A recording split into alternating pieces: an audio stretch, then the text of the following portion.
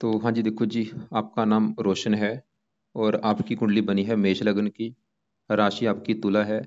कुंडली की अगर मैं बात करूँ, कुंडली वैसे मुझे काफ़ी अच्छी लगी है, लेकिन आपके राहु और केतु ये दो ग्रह मुझे खराब लगे हैं, क्योंकि दोनों ग्रह आपके नीच के बैठे हैं, जो कि मैं अभी आपको विस्तार में समझाऊंगा। और आपने मुझे जो सवाल लिख रखे हैं, एक तो आपका सवाल है कि संतान डिले हो रही है, संतान नहीं हो रही, और पत्नी से लड़ाई झगड़े होना, कौन सा रत्न आप धारण करें। तो ये आपके कुछ सवाल हैं। और जैसे कि अभी आपको मैंने पत्नी कुंडली बनाई थी, उसमें मैंने आपको बता रखा है कि जो कुंडली होती है इसमें होते हैं टोटल 12 घर। 12 घर यहाँ पे मैंने दोबारा लिख दिए हैं, एक बार मैं फिर थोड़ा सा रिपीट कर देता हूँ। ये जो एक लिखा आपका पहला घर, और पहले घर से आपका शरीर देखेंगे, दूसरे घर से आपका धन जोड़ना, तीसरा घर छोटे भाई बहन, चौथा घर माता मकान वाहन, पांचवा घर बच्चों का है, छठा घर शत्रु रोग कर्जा, सातवां घर पत्नी का, आठवें घर से आपकी उम्र, नौवें घर से आपका भाग्य देखेंगे, दसवां घर काम काज का है, 11वां घर है लाभ, 12वें घर से आपके खर्चे देखेंगे। तो जो कुछ देखना है वो हमें घर देखना है और घर का मालिक देखना है। तो भविष्यवाणी की अगर बात करें, देखो जी, सबसे जरूरी क्या है, वो है दशा देखनी। क्योंकि ये जो कुंडली के 9 ग्रह होते हैं, जैसे कि देखो जी, एक सरकार होती है, पहले देखो जी कांग्रेस की सरकार थी, अभी मोदी की सरकार है, चलती किसकी, जिसकी सरकार होती है। ऐसे ही जो ग्रह होते हैं, इनमें से ज्यादा उस समय किसकी चलेगी, जब इनकी दशा आती है। जैसे अभी इसकी शनि की दशा है, तो अभी सभी ग्रहों से ज्यादा जो चलेगी, शनि ग्रह की चलेगी। मतलब आपका जो जीवन है, आपका नाम रोशन है, आपके ऊपर जो असर है अभी सबसे बड़ा, वो है शनि ग्रह का। मतलब आपकी लाइफ में जो भी चीजें कुछ ना कुछ हो रही हैं, कहीं ना कहीं कारण है शनि। और इसका जो आपके जीवन के ऊपर असर शुरू हुआ था, वो 12 से चली हुई है दशा, 31 में खत्म होगी। और इसका जो असर है आपके ऊपर, वो 80% असर है, और बाकी बचा 20% असर चंद्रमा का है, जिसकी चली हुई है अंतरदशा। लेकिन बड़ा असर शनि का है। सबसे पहले हम आपके शनि की बात करेंगे कि वो है कैसा। तो शनि, देखो जी, आपका सवाल कि अच्छा है या बुरा है, तो शनि आपका मुझे बहुत अच्छा लगा है। ये आपको 100 में से 90% अच्छे फल देगा। मतलब शनि देखो जी बड़े लेवल पे अच्छा है। तो शनि क्यों अच्छा है, शनि कहाँ बैठा है कुंडली के 10वें घर में। अब ये जो 10वां घर है, ये घर आपके है काम काज का घर। जो भी आप काम काज करेंगे, नौकरी कारोबार, 10वां घर है। 10वां घर आपके पिता का भी है। पिता का देखो जी 2 घर है, 10वां घर भी पिता का है, 9वां घर भी। 10वां घर सरकार का भी होता है, सरकार से फायदा होगा या नहीं। 10वां घर मान प्रतिष्ठा का है। अब 10वें घर से और भी काफी चीजें, घुटने भी देखे जाते हैं। तो फार्मूला क्या होता है, घर का मालिक देखना होता है। तो 10वें घर में लिखा है 10। 10 है मकर राशि, मालिक है शनि। मतलब शनि आपका क्यों अच्छा लगा, क्योंकि शनि जो है वो यहाँ जहां बैठा है 10वें घर में, ये इसी घर का मालिक है। 10वें घर में बैठा है, 10वें घर का ही मालिक होने की वजह से शनि अच्छा है। क्योंकि 10वें घर में 10 लिखा है, मकर राशि, मालिक शनि, इसकी वजह से शनि अपने घर का करेगा अच्छा। 10वां घर काम काज का, आपको काम काज का सुख मिलेगा बहुत बड़े लेवल पे अच्छा। आप बहुत बड़ा कारोबार करने वाले होंगे। काम काज का सुख अच्छा है। और ऐसे मैंने लोग देखे हैं, जब भी शनि 10वें घर में होता है, काम काज कौन सा करते हैं। ऐसे लोग जहाँ तो जज होते हैं, या वकील होते हैं, या आईपीएस अधिकारी होते हैं, आरजेएस अधिकारी होते हैं, सरकारी नौकरी में होते हैं, या राजनीति में होते हैं, या शनि के जो जुड़े काम हैं उनसे जुड़ा काम करते हैं। तो आप मतलब कोशिश करो शनि से जुड़े काम करने की, जहाँ हो सकता है आप शनि जुड़े काम करते भी हों। काफी इससे जुड़े काम हैं, जैसे लोहे का काम, सीमेंट का काम, उनसे जुड़ा कोई ना कोई काम आप करते होंगे। मतलब काम का जगह सुख आपको बड़े लेवल पे अच्छा देगा ये। ऐसे लोग मंत्री होते हैं, राजनेता होते हैं। तो और शनि बैठा भी 10 डिग्री का, पूरा जवान, और वक्री, वक्री का मतलब जो अच्छे फल देगा 3 गुना अधिक मात्रा में।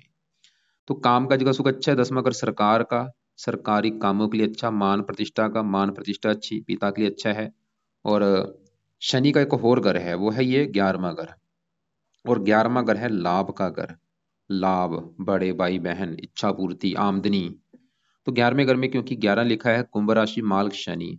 तो शनि आपके 11वें घर का भी अच्छा कर देगा, आपकी आमदनी बहुत अच्छी होगी, बड़े बड़े लाभ देगा आपको, इच्छाएं पूरी कर देगा। अगर कोई बड़ा भाई बहन होगा, उसको उसका सुख अच्छा मिलेगा। शनि की 3 दृष्टियां हैं, यहाँ से बैठा बैठा तीसरी दृष्टि से 12वें घर को देखेगा। सातवीं पड़ेगी चौथे घर के ऊपर, और 10वीं पड़ेगी 7वें घर के ऊपर, जहाँ पे तुला राशि है। तो शनि 7वें घर का भी अच्छा कर देगा। 7वां घर आपकी पत्नी का है, डेली की इनकम का है। तो क्योंकि उच्च राशि है, पत्नी के लिए अच्छा है भाई, पत्नी का सुख अच्छा दिखा रहा है, और डेली की इनकम अच्छी होगी। इसके अलावा और भी काफी अच्छे फल है। लेकिन अब शनि का जो बुरा फल थोड़ा सा आपको मिलेगा, ये 7वीं दृष्टि से चौथे घर को देख रहा है, यहाँ पे शत्रु राशि है, कर्क राशि, हल्का सा चौथे घर को खराब करेगा।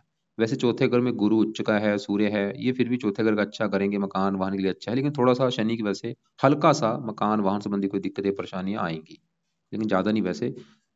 तो फिर भी हमने क्या देखा कि शनि आपका काफी अच्छा है भाई। लेकिन आप क्या करो, शनि का एक पार्ट है, इसका एक दो उपाय कर लो, ताकि इसका जो बुरा फल थोड़ा सा है वो चौथे घर के रिगार्डिंग ही बाहर में अगर खर्चे भी बढ़ा देगा, तो इसका जो बुरा फल आपको ना मिले, तो शनि के लिए आप शनि चालीसा का पाठ पढ़ लिया करो रात के समय। कोई ना कोई काफी इसके पाठ है, शनि चालीसा हो गया, शनि कवच, शनि स्रोत, जो पाठ आपको सही लगता है शनि का वो पढ़ लिया करो।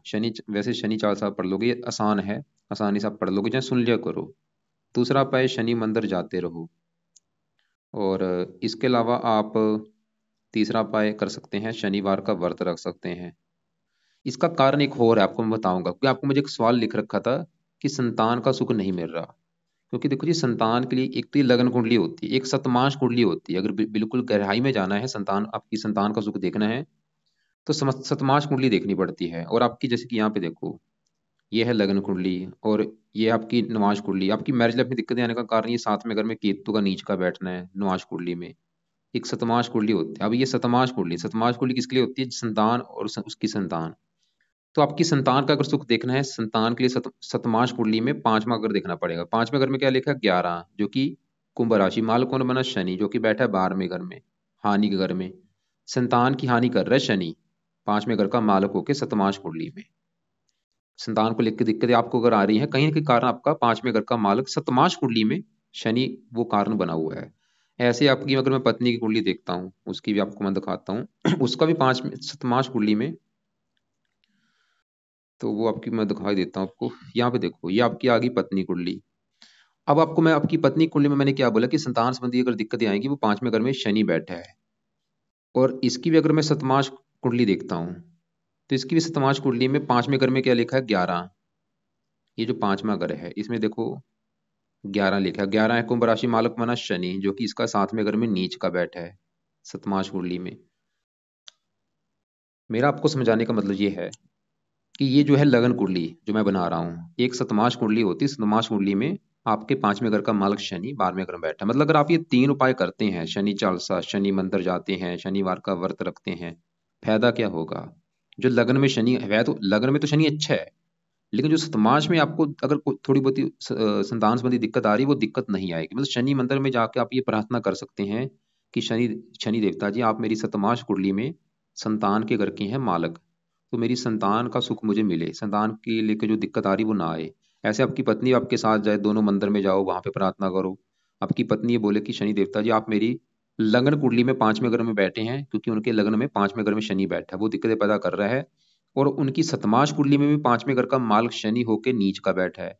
तो वो आपकी पत्नी भी बोले वहां पे कि आप मेरी लगन कुंडली में पांचवें घर में बैठे हैं संतान के घर में, और आप सतमांश कुंडली में भी पांचवें घर के मालक होके नीच का बैठे हैं, और मुझे अभी तक संतान का सुख नहीं मिला। शनि क्या है? विलंब का कारक है। ये कामों में विलंब डालता है, मतलब विलंब से संतान का सुख देगा, संतान मिलेगी, लेकिन विलंब विलंब से। इसलिए शनि के उपाय दोनों को करने पड़ेंगे। तो हमने अभी आपकी देखो जी लगन कुंडली की बात की, शनि को देखा जो कि काफी अच्छा है। अब आपके दूसरे ग्रहों की भी बात करते हैं, जैसे कि आपका चंद्रमा की दशा है, उसकी भी बात करते हैं। लेकिन उससे पहले देखो जी, आपके जो ग्रह मुझे खराब है, ये राहु केतु, इनकी मैं बात करता हूँ। राहु की बात करूं, बड़े लेवल पे खराब है, जो कि बैठा है 9वें घर में। 9वें घर से भाग्य देखा जाएगा। 9वें घर से काफी चीजें हैं, भाग्य देखा जाता है, धर्म देखा जाता है, आप धर्म को मानेंगे जो नहीं, तीर्थ यात्रा, विदेश यात्रा, पिता का भी घर है ये। अब 9वें घर का जो मालक है, 9वें घर में 9 लिखा है, 9 है धनु राशि, मालक है ये गुरु। तो 9वें घर के मालक अगर गुरु की बात की जाए, गुरु आपका चौथे घर में उच्च का बैठा है, वो तो ये दिखा रहा है कि आपको भाग्यशाली बनाएगा, धार्मिक बनाएगा, परोपकारी बनाएगा, आपको पिता का सुख अच्छा है। मतलब गुरु अच्छा है 9वें घर का जो मालक है। लेकिन 9वें घर में जो राहु बैठा है, वो आपका अच्छा नहीं, क्योंकि राहु 9वें घर में नीच का बैठा है। ये जो 9 लिखा धनु राशि राहु की नीच राशि है, इसकी वजह से राहु आपका खराब है। तो राहु आपका समझ लो, आप समझ लो आपकी कुंडली में ये राहु केतु खराब है बड़े लेवल पे। तो राहु 9वें घर की कर रहा है हानि। 9वां घर भाग्य का, आपके भाग्य की हानि करेगा, भाग्य आपका साथ नहीं देगा। कब तक? 36 वर्ष तक या 42 वर्ष तक आपको भाग्य संबंधी दिक्कतें आएंगी। और खासकर राहु की दशा में दिक्कतें ज्यादा आएंगी जब इसकी दशा चलेगी। अब इसकी दशा देखो जी, आगे आपको आएगी, आपको वो भी मैं दिखा देता हूँ। तो यहाँ पे देखो जी, ये है दशा का चार्ट। छोटी दशा आपकी चल रही है अभी चंद्रमा की, राहु की दशा चलेगी चौथा महीना 26 को, दूसरा महीना 29 में। ये आपका जो समय होगा ये थोड़ा सा बुरा समय होगा आपका, चौथा महीना 26 को लेकर दूसरा महीना 29 में। किस मामले में बुरा समय होगा? राहु की दशा में भाग्य की हानि ज्यादा होगी, पिता संबंधी दिक्कतें, और देश ये यात्रा भी आपसे करवा सकता है, देश विदेश की यात्रा करवाएगा, क्योंकि विदेश का कारक है, विदेश का घर है ये। राहु की दृष्टियां हैं तीन। पांचवी दृष्टि पड़ेगी पहले घर के ऊपर, शत्रु राशि है लगन में, मंगल की राशि पहले घर को खराब करेगा, हेल्थ खराब करेगा। खासकर राहु की दशा में हेल्थ आपकी ज्यादा खराब होगी, लाइफ में दिक्कतें, परेशानियां, रुकावटें, स्ट्रगल, चिंता, भाग दौड़, इन चीजों को सामना करना पड़ेगा राहु की दशा में। सातवीं यहाँ पे पड़ेगी, वैसे उच्च राशि है। पांचवीं नौवीं नौवीं पड़ेगी पांचवें घर के ऊपर, यहाँ पे सूर्य की राशि, शत्रु राशि। ये राहु भी थोड़ा सा पांचवें घर को हल्का सा खराब कर रहा है, संतान में देरी होना या गर्भपात होना। और आपकी देखो जी जो निवास कुंडली है, निवास कुंडली में भी राहु नीच का बैठा है। ये है निवास कुंडली, यहाँ पे देखो राहु पहले घर में नीच का बैठा है, और सातवें घर में केतु नीच का बैठा है। जो निवास कुंडली होती है विवाह के लिए होती है। अगर आपकी मैरिज लाइफ में दिक्कतें जो आ रही हैं, उसका अगर आपने कारण जानना है कि वो कारण क्या है, वो बड़ा कारण है केतु, जो कि सातवें घर में नीच का होके बैठा है। राहु भी कारण है लेकिन केतु बड़ा कारण है। तो राहु मतलब सही होना बहुत जरूरी है भाई आपके लिए। तो राहु के लिए क्या करो? और ये चंद्रमा जो बैठा है सातवें घर में, पत्नी घर में, चंद्रमा तो वैसे अच्छा है सातवें घर में यहाँ पे, चौथे घर से चौथे घर में, लेकिन चंद्रमा एक नक्षत्र में बैठा है, वो राहु के नक्षत्र में बैठा हुआ है। ये इसके भी थोड़े से फलों को दिखाएगा। तो राहु के लिए क्या करो? और ये पिता का भी घर है, अगर आपका सवाल है पिता को लेकर दिक्कत आ रही है, राहु की वजह से है। पिता से मनमुटाव होना, खासकर राहु की दशा में दिक्कतें बढ़ेंगी, या पिता का बीमार कर सकता है, या पिता से लड़ाई झगड़े करा सकता है, या पिता की लाइफ में कोई कष्ट आ सकता है। तो इसकी पावर कम करो। तो राहु के पाए में से राहु का पहला पाए, राहु कवच का पाठ पढ़ा करो। ये पाठ भाई अभी पढ़ना शुरू कर दो। और दूसरा पाए इसका दान किया करो। इसके दान की वीडियो अलग से आपको मैं भेज दूंगा, तो दान रोजाना करो। खासकर दशा में दान आपने ज्यादा करना है। राहु के और भी उपाय हैं, जैसे राहु स्रोत का भी पाठ होता है, वो भी पढ़ सकते हैं, लेकिन वो अभी मत पढ़ो क्योंकि पाठ ज्यादा हो जाएंगे, वो आप दशा में शुरू कर देना। तो राहु के दो पाठ है, राहु कवच, स्रोत। दूसरा पाठ वो दशा में पढ़ना, अभी खाली कवच का पाठ पढ़ लिया करो। और दान इसका जरूर करो। और राहु के लिए शिव जी के मंदिर जाते रहो, शिव जी की पूजा उपासना करते रहो। अब आपका देखो जी, हमने राहु को देखा जो कि आपका खराब है। केतु की बात करें वो भी खराब है, तीसरे घर में बैठा है, जो कि तीसरे घर में 3 लिखा है, मिथुन राशि, यहाँ पे ये नीच का बैठा है। केतु तीसरे घर को खराब करेगा। तीसरा घर आपके छोटे भाई बहनों का, अगर आपका कोई छोटा भाई बहन होगा उसको लेकर दिक्कतें, पराक्रम में कमी, सांस में कमी, इसकी दशा में भी दिक्कतें आएंगी। इस तीसरे घर से जो रोग देखे जाते हैं, तीसरे घर को रोग होते हैं, कान का रोग दे सकता है आपको, राइट कान में दिक्कत, सांस की नली में दिक्कत, बाजुओं में दिक्कत है, इसकी दशा में दिक्कत आएगी, हेल्थ खराब करेगा। इसको लेके तीसरे घर को, ऐसे जो राहु का नौवें घर की, नौवें घर से हिप्स देखा जाता है, हिप्स जो होते हैं, नितंब जिसे कहते हैं हिंदी में, उससे जुड़ा आपको रोग दे सकता है राहु अपनी दशा में। नितंब हो गया, हिप्स हो गया, तो इससे जुड़ा रोग आपको देखो बताने को काफी चीज है अगर गहराई में जाए, लेकिन आपको मैं मोटे लेवल पे बता रहा हूँ। तो केतु के लिए क्या करो? केतु का भी, क्योंकि केतु आपका देखो जी ये तीसरे घर में बैठा है नीच का, लेकिन आपके निवास कुंडली में सातवें घर में बैठा है पत्नी घर में नीच का, मतलब आपकी पत्नी संबंधी दिक्कत है केतु की वजह से है। तो केतु के लिए मतलब केतु को सही करने से आपकी पत्नी संबंधी दिक्कतें हैं वो दूर हो जाएंगी।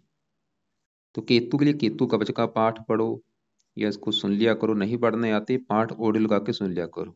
और केतु का भी दान करो, कुत्तों को रोटी डालो रोजाना। राहु केतु के देखो जी क्या दान है, अलग से वीडियो भेजूंगा उनको देखना, वो दान इनके आप किया करो। तो हमने आपके देखो जी शनि को देखा, राहु केतु देख चुके हैं। अब आपके यहाँ पे चौथे घर में जो बैठे हैं सूर्य, गुरु, बुध, इनकी बात करते हैं। ये जो चौथा घर है, ये घर आपकी माता का घर है, मकान, वाहन, भूमि, जमीन, जायदाद, नौकर चाकर, ये चीजें चौथे घर से। और चौथे घर का जो मालक है, चौथे घर में 4 लिखा है, कर्क राशि, मालक चंद्रमा है। हमें चंद्रमा को भी देखना पड़ेगा चौथे घर की चीजों को देखने के लिए।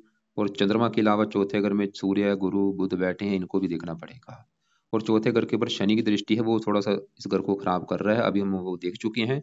अब चौथे घर में जो सूर्य है, सूर्य की बात करूं जो कि आपका है बहुत बड़े लेवल पे अच्छा। सूर्य क्यों अच्छा है? सूर्य देखो चौथे घर में बैठा है चंद्रमा के घर में, और चंद्रमा इसका दोस्त है। और सूर्य इस कुंडली में वैसे भी योग कारक ग्रह है। सूर्य का जो अपना घर है ये वह है, ये पांचवा घर। तो मैंने अभी आपको क्या बोला कि सूर्य कहाँ बैठा है? चौथे घर में। किसके घर में? चंद्रमा के घर में, जो कि इसका दोस्त है। लेकिन इसका जो अपना घर है सूर्य का, वो पांचवा घर है। और पांचवें घर से क्या देखा जाएगा, पांचवा घर है संतान का, आपकी का, पढ़ाई का और बुद्धि का। और पांचवें घर में पांच लिखा है, सिंह राशि, मालक सूर्य।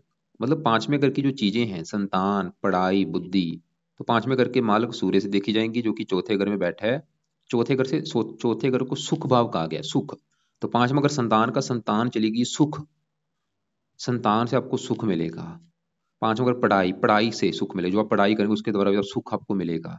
मतलब सूर्य चौथे घर का अच्छा करेगा, मकान वन का सुख आपको मिलेगा, संतान का सुख मिलेगा, संतान आपको सुख देने वाली होगी। सूर्य दिखा रहा है जो आपकी संतान होगी, बच्चे होंगे, वो आपको सुख देंगे, सुख, उनसे सुख मिलेगा।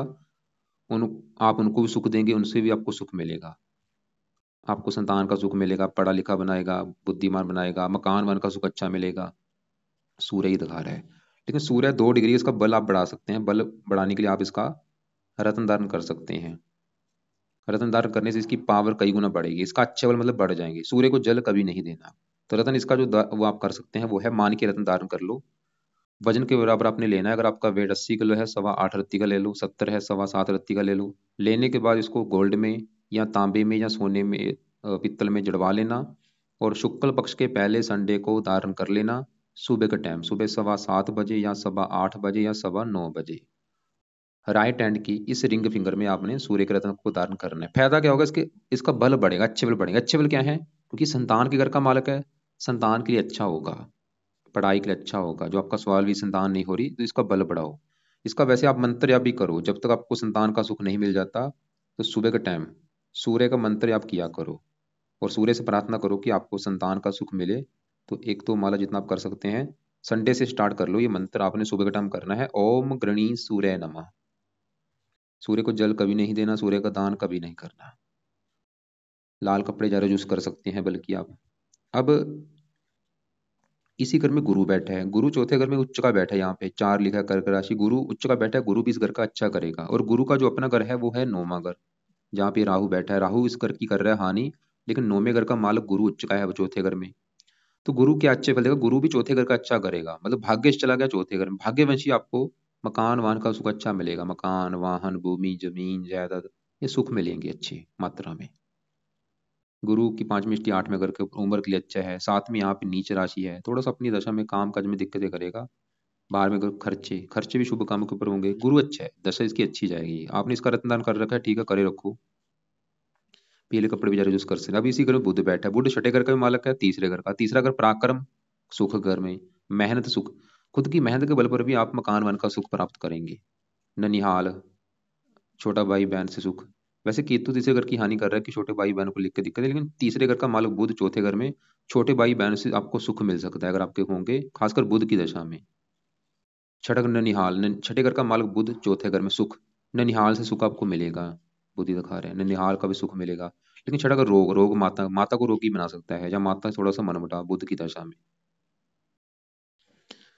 अब यहाँ पे 5वें घर में शुक्र मंगल की बात करता हूँ। 5वां घर देखो जी, किसका मैंने बोला, ये संतान का घर है, संतान, पढ़ाई, बुद्धि। 5वें घर का मालो सूर्य देखा, जो कि अच्छा है। अब 5वें घर में शुक्र मंगल को देखना पड़ेगा। तो पहले मैं 5वें घर में बैठे मंगल की बात करूं। मंगल भी आपका काफी अच्छा है, क्योंकि मंगल 5वें घर में यहाँ पे सूर्य के घर में बैठा है। सूर्य इसका है मित्र, और मंगल इस कुंडली में योग कारक ग्रह भी है। मंगल है इस घर का मालक पहले घर का और 8वें घर का। पहला घर भाई आपका है शरीर, आपकी हेल्थ, स्वभाव, रंग रूप, पर्सनैलिटी, सर मस्तक। पहले घर से, पहले घर के मालक मंगल को देखना पड़ेगा। मंगल ये दिखा रहा है, लग्नेश है मंगल, शरीर का मालक। शरीर अच्छा रखेगा, शरीर की बनावट अच्छी करेगा, सेहत अच्छी, स्वभाव रंग रूप अच्छा, मंगल गुण आप में पाए जाएंगे। मंगल 5वें घर में बैठा है, 5वें घर का अच्छा कर देगा। संतान का सुख अच्छा दिखा रहा है, पढ़ा लिखा बुद्धिमान। मंगल पुरुष ग्रह है, लड़के ज्यादा होंगे, मंगल ये दिखा रहा है। मंगल की चौथी दृष्टि पड़ेगी 8वें घर के ऊपर, यहाँ पे मंगल की ये भी राशि है 8वां घर। उम्र आपकी काफी लंबी कर देगा मंगल, क्योंकि 8वें घर का भी मालक अपने घर को देख भी रहा है। तो मंगल की देखो जी, मैं फिर बोलूंगा, बताने को काफी चीजें, शॉर्टकट में बता रहा हूँ। मंगल मतलब हमने क्या देखा, लग्नेश है, मित्र राशि में बैठा है, अच्छा है। अब साथ में जो शुक्र बैठा है, शुक्र है इस घर का मालक 7वें घर का, जो कि पत्नी का घर है। 7वें घर में 7, तुला राशि, मालक शुक्र। तो पत्नी के लिए 7वें घर के मालक शुक्र को देखना पड़ेगा, जो कि 5वें घर में सूर्य की राशि, साथ में मंगल बैठा शत्रु राशि में। शुक्र जो है ये थोड़ा सा मुझे हल्का सा खराब लगा है, क्योंकि एक तो शुक्र मंगल के साथ बैठा है, मंगल इसका है दुश्मन, आपस में दोनों दुश्मन है, और युति बनी हुई है। और शुक्र यहाँ पे बैठा है सूर्य घर में, शत्रु राशि है। तो शुक्र थोड़ा सा हल्का सा क्योंकि पत्नी घर का मालक वैसे ही प्रेम का घर है पांच। पत्नी चलेगी प्रेम के घर में, प्रेम विवाह का आपका योग दिखा रहा है, प्रेम विवाह आपका हो सकता है, लेकिन भाई प्रेम विवाह मत करना, आपको पछताना पड़ेगा। और शुक्र एक लेड्स ग्रह है, ये लड़कियां होने का भी योग दिखा रहा है, लड़कियां भी हो सकती हैं आपके। मंगल पुत्र का योग बना रहा है, शुक्र लड़की का। तो शुक्र थोड़ा सा पत्नी से मनमुटाव भी आपका कराएगा। तो आपका जो सवाल है पत्नी संबंधी दिक्कतें आने का, वो मैंने बोला था 7वें घर में निवास कुंडली में केतु बैठा, वो एक कारण है। हल्का सा कारण ये मुझे शुक्र भी आपका लगा है, वैसे बड़ा कारण केतु है, शुक्र भी थोड़ा सा कारण है। तो शुक्र का भी आप एक पाठ है वो पढ़ लिया करो, ताकि ये पत्नी संबंधी दिक्कतें आपको ना आए, पत्नी का सुख अच्छा मिले। तो शुक्र वैसे भी, क्योंकि देखो जी पत्नी का भी कारक होता है, विवाह का भी कारक है, साथ में घर का भी कारक है, इसलिए इसका पाठ जरूर पढ़ो। बड़ा फायदा, आपकी विवाह संबंधी दिक्कतें नहीं आएंगी आपको। तो शुक्र का जो पाठ है वो आप, इसके दो पाठ है, सुबह के टाइम पढ़ा करो। शुक्र कवच का पाठ और शुक्र स्रोत का पाठ, ये दोनों पाठ पढ़ो। इसका फायदा सबसे बड़ा ये होगा, पत्नी संबंधी दिक्कतें आपकी दूर होंगी। तो हमने देखो जी आपके सभी ग्रह तकरीबन देख चुके हैं। अब आपका यहाँ पे चंद्रमा की बात करूँ, 7वें घर में बैठा है शुक्र की राशि। चंद्रमा है चौथे घर का मालिक, चौथे घर से चौथे घर में बैठा है, ये एक अच्छी बात होती है। चौथा घर का मालिक चौथे घर से चौथे घर में, चौथा घर सुख, सुख पत्नी घर में, पत्नी से सुख मिलेगा आपको। चंद्रमा भी दिखा रहा है कि चंद्रमा की वजह से पत्नी सुंदर होगी, आकर्षक होगी। चंद्रमा एक शुभ ग्रह है, ये देवता ग्रह है, इसका जो स्वभाव है नर्म स्वभाव है। पत्नी सुंदर दिखा रहा है, पत्नी सुंदर होगी, स्वभाव उसका अच्छा होगा। और चंद्रमा योग कारक भी है आपका कुंडली में, मतलब चंद्रमा भी अच्छी, लेकिन चंद्रमा जो राहु के नक्षत्र में बैठा है वो थोड़ा सा इसकी वजह से हल्का सा पत्नी से मनमुटाव होगा, ज्यादा नहीं वैसे। मतलब आपकी पत्नी संबंधी जो दिक्कतें आपको अगर आ रही हैं, उसका बड़ा कारण है नवांश कुंडली में 7वें घर में केतु का बैठना। दूसरा कारण है लगन में नीच के राहु का 7वें घर को देखना नवांश कुंडली में। और बाकी ये लगन कुंडली में जो कारण है शुक्र का थोड़ा सा मंगल के साथ बैठना। और बाकी देखो जी, आपके जो सवाल थे, एक आपका जो सवाल, एक तो सवाल ये है कि भाई संतान में देरी होने का कारण क्या है। वो आपकी दोनों की कुंडली में, पति पत्नी कुंडली में, पत्नी कुंडली में 5वें घर में शनि बैठा है, और नवांश उसकी सतमांश कुंडली में शनि 5वें घर का मालक होके नीच का बैठा है। दोनों में उसके मतलब दोनों में कारण शनि बना है। और आपकी कुंडली में कारण, आपकी भी सतमांश कुंडली में शनि 5वें घर का मालक 12वें घर में बैठा है। और यहाँ पे वैसे शुक्र मंगल ये कोई कारण नहीं बने, लेकिन मंगल जो 5वें घर में बैठता है ये गर्भपात का कारण बनता है, गर्भपात कराता है ये। और आप देखो जी, एक तो आप क्या करो, एक पाठ है संतान गोपाल स्रोत का पाठ, वो पाठ आप पढ़ सकते हो, पति पत्नी दोनों, दोनों पाठ वो पढ़ा करो। तो बाकी आपके जो उपाय हैं वो एक बार मैं रिपीट करता हूँ। एक तो शनि चालीसा का पाठ पढ़ना है या सुनना है, शनि मंदिर जाओ, शनि का व्रत हो सके रखो, क्योंकि सतमांश कुंडली में शनि आपका कारण है संतान के घर का। इसका बड़ा फायदा संतान को भी लेके आपको मिलेगा। रात के समय राहु कवच का पाठ पढ़ना है और केतु कवच, या इनको सुन लिया करो। और बाकी दोनों के दान करो। सुबह के टाइम सूर्य का मंत्र जप करो, क्योंकि सूर्य संतान के घर का मालिक, उसका बल बढ़ेगा, संतान के लिए अच्छा होगा। सूर्य के मंत्र जप करने से पिता के लिए भी अच्छा होगा। शुक्र कवच का पाठ, शुक्र स्रोत का पाठ, दोनों पाठ पढ़ो। राहु का पाठ पढ़ने से पिता के लिए भी अच्छा है, भाग्य भी साथ देगा आपका ज्यादा, भाग्य कदम कदम पर साथ देगा। मतलब ये जो पाठ मैंने बोले, ये नहीं कि आपको एक दो फायदा हो, कई फायदे होंगे आपको। और बाकी संतान गोपाल स्रोत का पाठ पति पत्नी दोनों किया करो। शनि मंदिर रिक्वेस्ट करो जाके कि आपको संतान का सुख मिले। रत्न की बात करूं, आप पीला आपको दान कर रखा है, जो कि आपने राइट हैंड की उंगली में करना है। वजन के बराबर उसको करना है दान। अगर आपका वेट 70 किलो है, 7.25 रत्ती का करना, 60 है 6.25 रत्ती का। और इसको सोने में जड़वा के दान करना है, या फिर पित्तल में। और दूसरा रत्न आप दान कर सकते हैं सूर्य का माणिक्य रत्न। माणिक्य उसकी पावर को बढ़ाएगा। मैं ये नहीं बोलूंगा कि आज ही कर लो, जब भी बजट होगा कर लेना। बाकी देखो जी, फिर भी आपके जो सवाल होंगे, आपको जहाँ कोई बात समझ ना लगी हो, अपने सवाल अपने पास लिख के रख लेना, दोपहर 1-2 के बीच में या शाम 6-7 के बीच में मुझे कॉल करके पूछ लेना। दोनों की कुंडली में 6.5 नहीं चल रही, शनि की दया नहीं चल रही,